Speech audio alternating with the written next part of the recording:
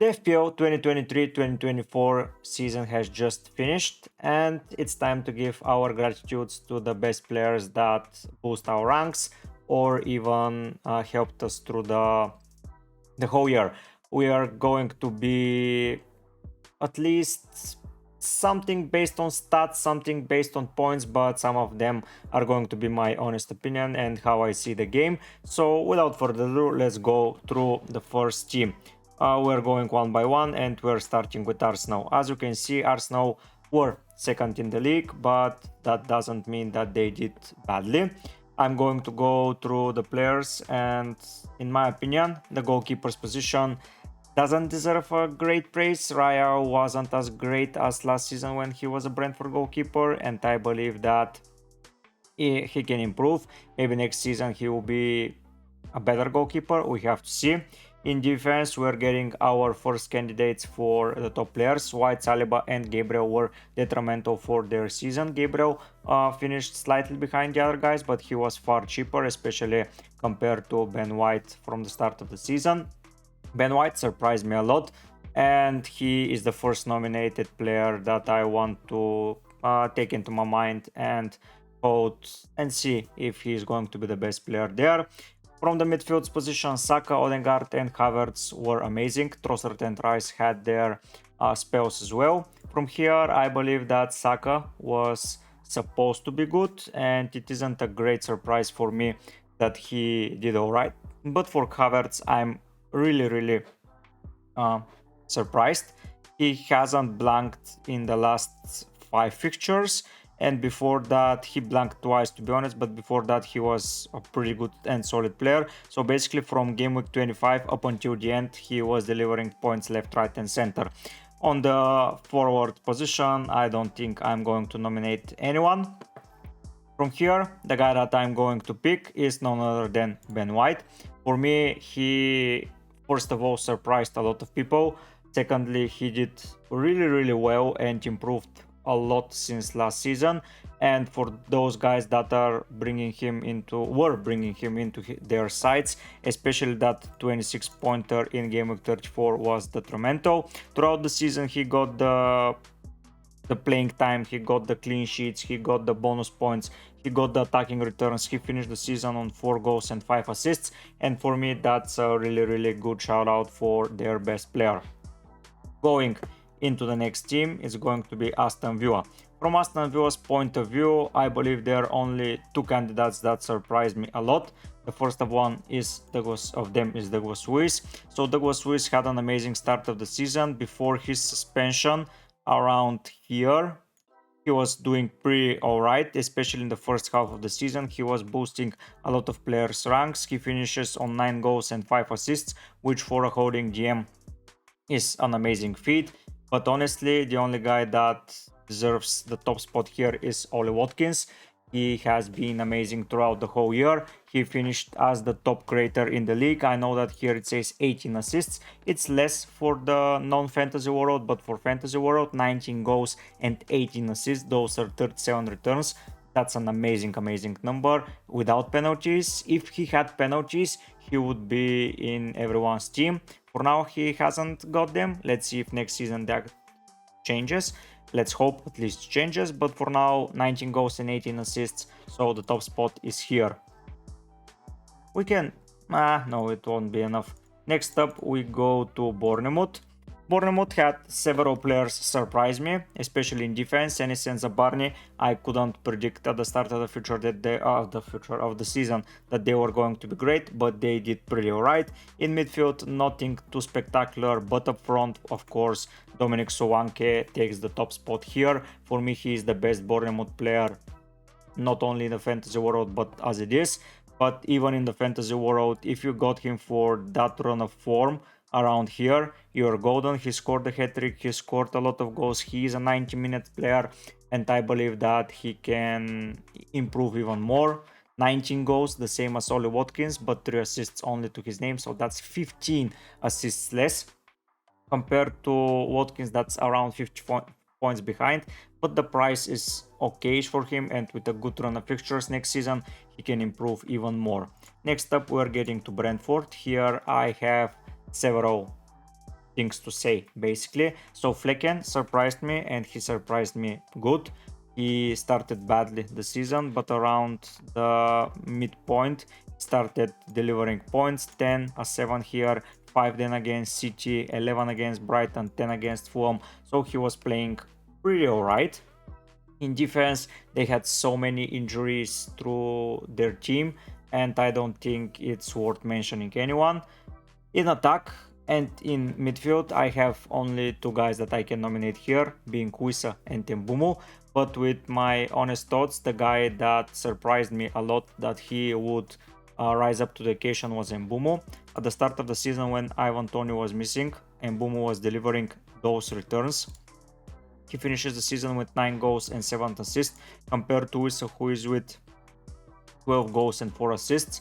I believe that it's 16 for them both. Yeah, Wissa scored more goals, but he had more minutes. So for 700 minutes, no, 600 minutes less, basically around 550, 600, they are basically on the same total at the end. I know that the midfield spot is golden and you need to save it, but in my opinion, Mbumo being the player that he is, and if Ivan Toney leaves, when Ivan Toney leaves, he's going to go on penalties and he is going to deliver even more points, and I believe that he is a guy to watch up for next season. Next up is Brighton. Brighton is pretty difficult. In defense, again, a lot of injuries. In goalkeeper's position, a lot of injuries. In midfield, nothing too spectacular. Yeah, Gross finished the season on a good overall number, but it's not that great nonetheless. Yeah, a lot of injuries. Hinsewood was at some point the guy that I was going to shout out, but here the guy is Joao Pedro. Joao Pedro, when being fit, was doing alright. He is good on penalties. He was good in Europe. Next season they won't have Europe, so he is going to do even better. We have to see under the new managership how they are going to perform, but I believe that he is going to be part of those plans. And Joao Pedro really surprised me, and I believe that he is going to improve next season, and he's going to be a gem to target. Around 5.5 I expect his price to be, so he's going to be a cheap enabler for sure. Next up, we're going to Burnley. Here, honestly, I couldn't pick anyone, but the best player that, in my opinion, was a good surprise at the end was Fofana. He finished the season with 4 goals and 1 assist, but his transfer from Chelsea gave them the spark that they needed at some point, but at the end it wasn't enough. He had a good run of form in those 7-ish fixtures. I know that the numbers are not backing up him too much, but no one is being backed from the Burnley side. I believe that Burnley is the only team that I didn't own anyone from, which speaks a lot. Even hold a placeholder or something like that, it was never for Burnley. So yeah, I believe their season was in shambles, but they can improve and they will come back fighting for the Prem next season.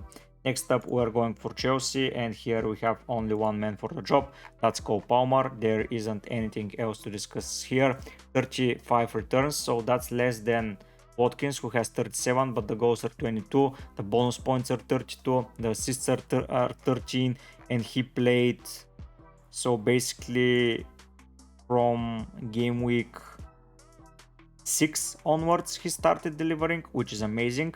He missed a game against Crystal Palace, he missed a game against Arsenal, so basically in 30 weeks, honestly, he did that and he finished as the top scorer. He's the surprise of the season, honestly, and I believe that he has been detrimental and he is going to improve even more for next season. He's going to be hell a lot more expensive, but even with the higher price, I believe that he can be a good starting port, especially with a good fixture run for the start for Chelsea.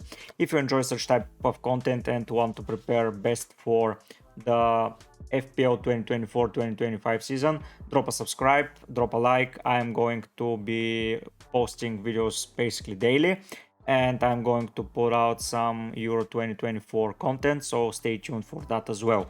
Going into the next team, I believe we are going to view Crystal Palace. Crystal Palace were a team that were not doing particularly well at the start, and the guy that was catching my eye the most was Joachim Anderson. As you can see, he had scored 2 goals, two double-digit figures, several clean sheets, so he was doing okay. But after the new manager came, I believe that only one guy stood up above the rest, and that was Mateta. Mateta finished the season with that form. So those are 4, 5, 6, 9 goals in the last 5 game weeks. Basically, I know they had a double up, but still 9 goals in 5 game weeks. I believe that Mateta is going to be in my game week 1 squad for sure. I don't see any rumors coming his way, and I believe that Crystal Palace, with the form they finished in, are doing pretty well. So 3 goals against Villa, 1 here. The only game that he missed was away to Fulham. At home he's a different breed. Yeah, away from home he has been a little bit shy, but he has been scoring there. 16 goals and 7 assists. That has been an amazing number. So Mateta takes the spot here. Going into Everton, here I have 2 players to discuss. One of them is Jordan Pickford. He was rumored to be the best goalkeeper at the start of the season, and he delivered that. At the end of the season he finished as the top goalkeeper's choice. He did pretty okay. He kept several clean sheets. I know that the end of the season didn't finish all right for him, but still, I believe that how to say it, without him they were going to be relegated. And the other player that made a good impression for me was Jarrod Brentwaite. He scored several goals. He was doing really well. 3 goals, 1 assist, and the goals came in the second half of the season, and the assist came at the second half of the season as well. So a pretty good performance. I was pretty delighted to own him for several weeks, and I believe that the player of the season here goes for Pickford for Everton, the first goalkeeper in the pecking order here, but he was doing really well. Next up after Everton we have Fulham, and we immediately have our second goalkeeper, Bert Leno. At the start of the season he was destroying my left, right and center. If you started with him, you would have been rewarded pretty much by the good points. So he kept a clean sheet here, he did alright here, then he kept another clean sheet against Luton, then against Palace. It was doing a really good job. After that he fell off a little bit, but still got an amazing return elsewhere. In midfield, in defense, or in attack, Muniz deserves a great shout out, especially for the form around that blank game week. For 7 or 8 game weeks he was scoring left, right and center. At the end of the season he didn't finish so strongly, so yeah, it has to be Leno from their side. Next up we're getting to the mighty Liverpool. Here it's so tough to decide who their best player is. The price that Alexander-Arnold holds as a 8.4 million defender is scary. He had an okay run of form around game week.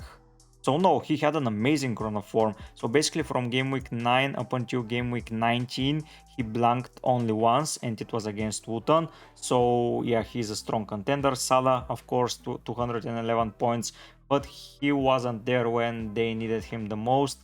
He had some shots being saved. Yeah, he finishes on 18 goals and 12 assists, which is 30 returns, which for the Mohamed Salah criteria, it's not very high. McAllister had his run of form, Darwin and Gakpo has their runs, but for me, Alexander-Arnold takes the place here. 10 weeks in a row, he has been an amazing player once again, and when they needed the goals from him, he delivered. So yeah, I believe that Arnold deserves the top spot here. Next up, we're getting to Luton. Luton side, we have 2 contenders. For me, Adebayo is one of them. He had an amazing run of form around here when Solanke was having the same form, honestly, and he was doing pretty alright, but then an injury came to him and that just took out of his appeal. So for me, the best guy for their team is Alfie Doughty. He finished the season strongly with a goal, even though they lost 2-4. He had an assist against West Ham as well, but that run of form from game week 22 up until game week 15 and even before that was amazing. He did really alright, and he can be a player that maybe Brentford will look to snatch up, as they will need a proper left back. next season with Regulion leaving. Next up, we're getting to the champions, and here we have several nominees. We have Haaland, of course. We have Alvarez, who kept the line going strongly and finished on around 160 points for 6.4 million. That's a good thing. But the guy that surprised me the most was Phil Foden. He has been voted the player of the season, and when he was playing, they were a different breed here. Yeah, he missed that as well. But honestly, that end of the season and that form that he had throughout the whole season, finishing up on 19 goals and 8 assists, that has been amazing in only 33 games to say, so missed 5 games overall. Amazing player and totally deserves the team of the season shout out. Going into Manchester United, I don't know what to do here and what to explain. Dalot finishes the season strongly. Bruno Fernandes was okay. Garnacho did alright. Højlund had a okayish period basically, but for me the guy that surprised me the most was Onana, and he surprised me for good and bad.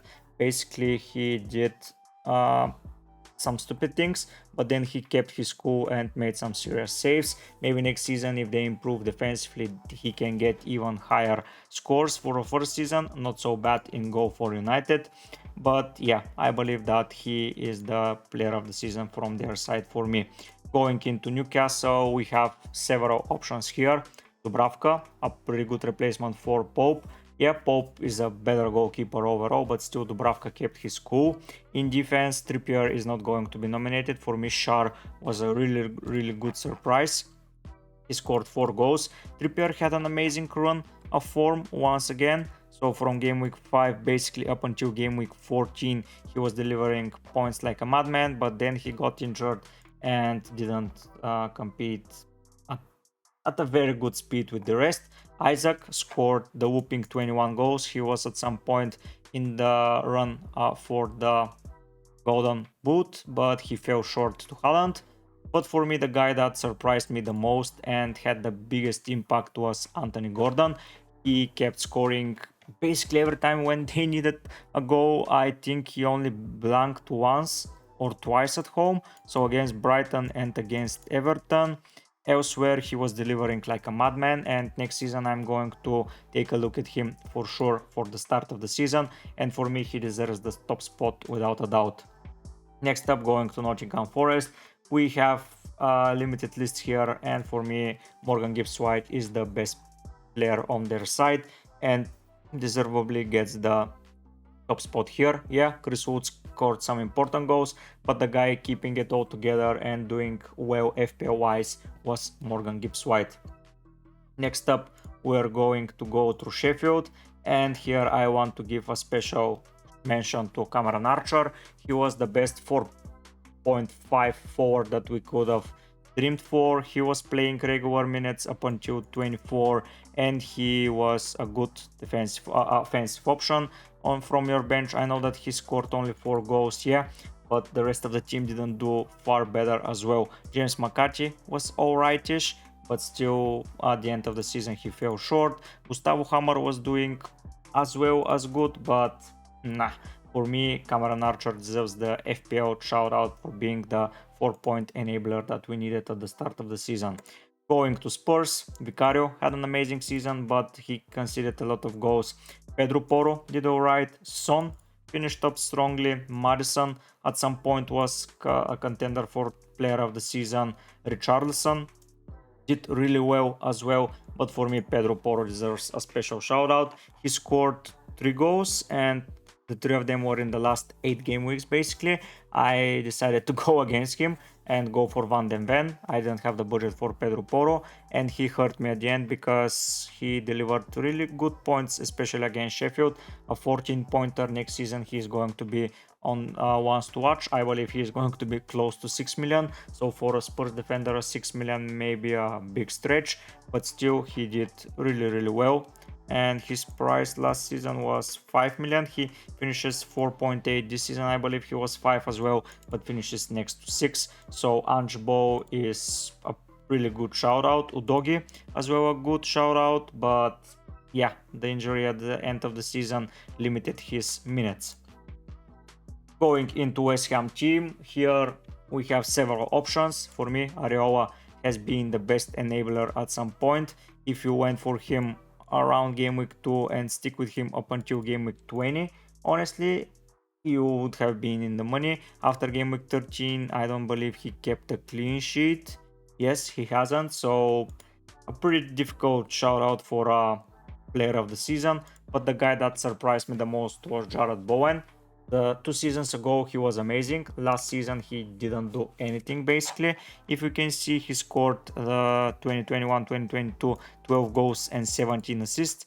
Last season 6 goals and 9 assists. This season 16 goals and 6 assists. So he's dropping the assist numbers heavily, but he's increasing the goal output, which is what you need from an offensive player basically, and a shallow striker that he was playing. And we need to see how West Ham are going to handle the summer break with a new manager, maybe with losing Paqueta. We have to see, and we're going to analyze it. And the last team we're going to discuss is Wolves. Here Josesa had a good chance of a good goalkeeper. Maybe he would drop in price next season. Ain't Nuri had a okayish length of form. Hichan did alright, Pedro Neto did alright, Cunha did alright, and that's why I'm giving it to Cunha. No one expected anything from this guy. Last season he played around 1000 minutes and scored only 2 goals. This season he played 3 times more but scored 12 goals and 7 assists. When he was in the peak of his form, he got injured, so that put a little bit of a hold of his form, but nonetheless he finished the season strongly, and I believe he's a great option as well to go for next season. I hope that you all had fun in this video. I hope you had a good season. We're going to start with some team reviews from tomorrow, and I'm going to put out them for you. I'm going to do analysis from FPL point of view on the site, so when I'm done I'm going to showcase that to you, and we're going to start preparing for the Euros as well. But for now guys, I believe that will be all. Thank you for watching, and I will see you soon. Bye.